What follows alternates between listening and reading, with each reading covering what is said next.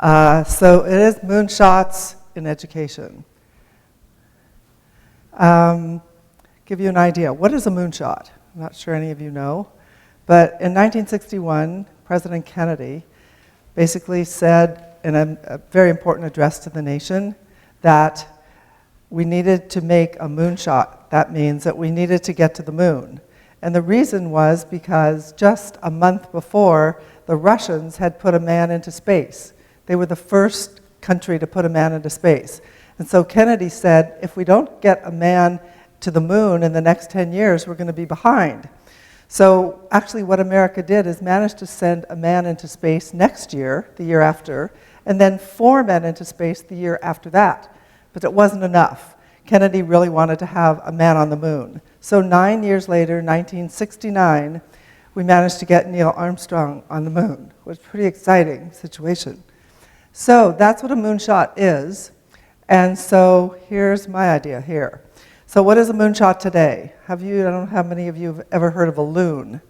Well, it's something that Google has devised to try to bring internet access to the whole world.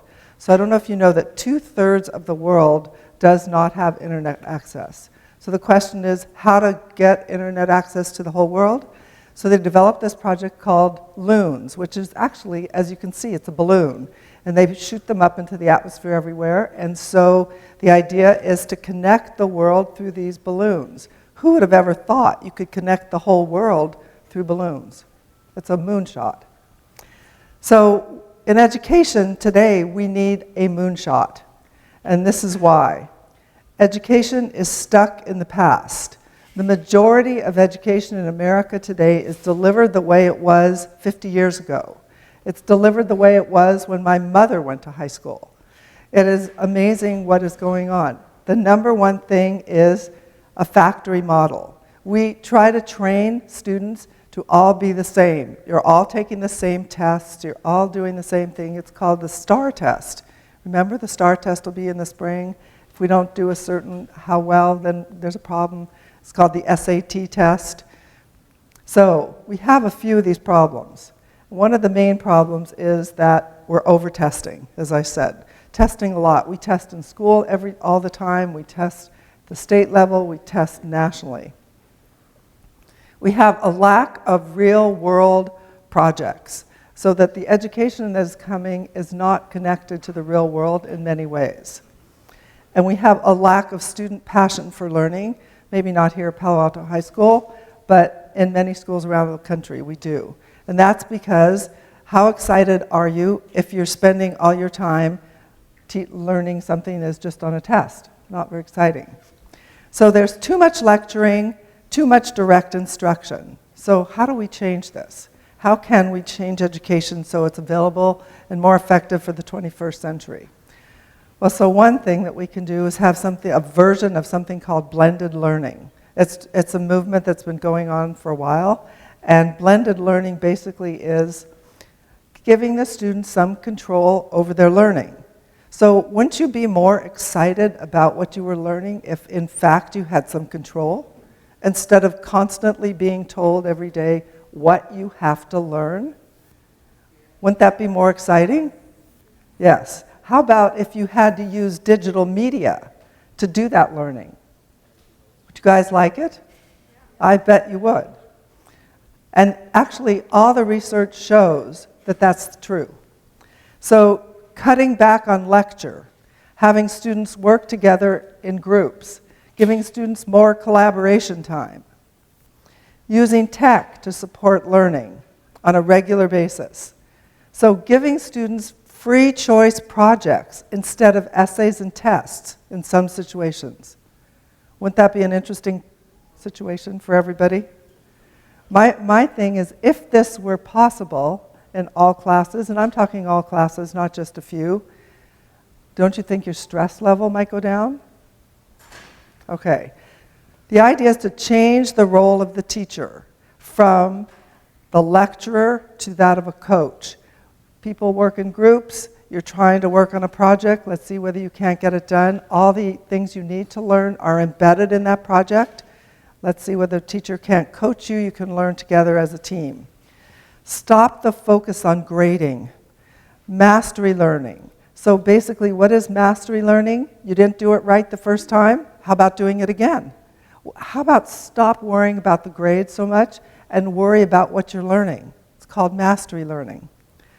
So one of the things in order to empower this is trust. Teacher has to have more trust of students in the classroom. And there's almost a complete lack of trust of education in America today. That's because of the testing is an illustration of that. So the reason we have so much testing is society doesn't trust the fact that you're learning what you should be learning and that teachers aren't teaching it.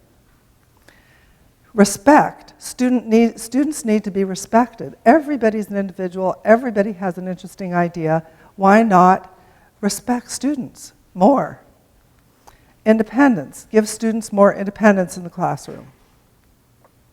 Time to collaborate. You know, just 5 years ago, students at Harvard got into trouble because they collaborated. You know what it was called? Cheating. Because they worked together in teams. I mean, isn't the whole world working together in a team these days? So fortunately, that's over. They see collaboration as important, and I think we should emphasize it. And kindness. Kindness in a classroom is really, really important. Teach students with kindness. So it's called TRICK. If you just look at the acronym TRICK, trust, respect, independence, collaboration, and kindness. Belongs in every single classroom in this country. Now I'm going to give you some real life examples because some of you are like, oh my God, this is not possible. All right, so these are the publications at Paly. TRICK is involved in every single one of these publications. So here's Mr. Kandel. He does voice in Verde. If you go into his class, you'll see he hardly ever lectures. No lecture. Students collaborate. He gives students a lot of independence, treats them with kindness. This is an example of how TRICK can function in a classroom. Mr. Hoeprich does the same kind of thing in Paly InFocus. Here, he also works on Viking, Campanile. That's the basis of the Campanile program. By the way, when the Campanile started, or when I started here, there were only 19 kids in the program, and today we have hundreds of kids taking media arts, which is pretty exciting. This is C Magazine. I don't know if you've seen it, because basically we only print 500 copies, and so you might not have gotten a copy of it. So more examples. Here's Mr. Nahar in AP Music Theory. How many of you take AP Music? He's doing the same thing. Great job. Paly Social Justice Pathway. They are doing the same thing. They're involving students in decision making. There's a lot of collaboration. There's a lot of respect, independence, kindness. So many other teachers at Palo Alto High School are doing this, I'm happy to say, but it's not ubiquitous. It's not nationwide, and it needs to be nationwide. So Moonshot education empowers students to be super curious, ask lots of questions. I don't know if you've heard the talk by Sir Ken Robinson, one of the most popular TED Talks. He says that education eliminates curiosity. I'm trying to do just the opposite with this. I want students to be able to collaborate on a daily basis, gather information, learn how to search, figure out what's most important when they search, write well, and think critically, and distinguish fact from opinion. That's really important. Be an independent learner. So what I'm trying to do is to change the culture of the classroom so that teachers respect students more, there's more independence, there's more collaboration. I just wrote this book, Moonshots in Education. Here it is. Came out 2 weeks ago. I'm trying to get the whole country to do this, to treat students with more respect. So guess what happens as a result of doing this? Less stress. Less stress. Can you imagine how it would be if you didn't have to worry so much about grades? Worry so much about you could go and have other students in your class work effectively with you. This is not only in social studies, English, it's also in math and science. So the goal of this program here is to empower all students, give them tools for the 21st century. So thank you very much.